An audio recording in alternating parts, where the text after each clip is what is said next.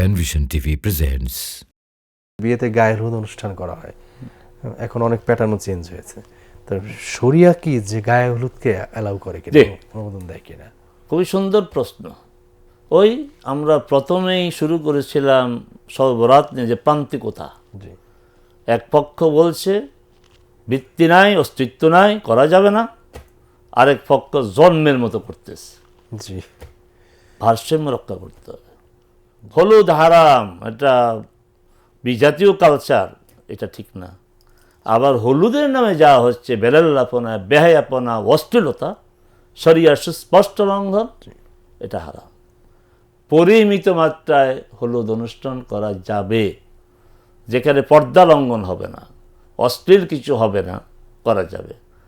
কারণ আলামত কিছু পাওয়া যায়। আব্দুর রহমান বিন আউফ রাদিয়াল্লাহু তাআলা আনহু আসছিলেন, রাসূল সাল্লাল্লাহু আলাইহি ওয়াসাল্লাম বললেন, কী ব্যাপার, তোমার গায়ে হলুদের চিহ্ন কেন? তখন বললেন, ইয়া রাসূলুল্লাহ, আমি তো বিয়ে করেছি। এই হাদিস থেকে কিছুটা ইঙ্গিত পাওয়া যায় বিবাহ পূর্ব এই জাতীয় কিছু অনুষ্ঠান করা যায় শালীন উপায়ে, শালীনভাবে, বৈধভাবে।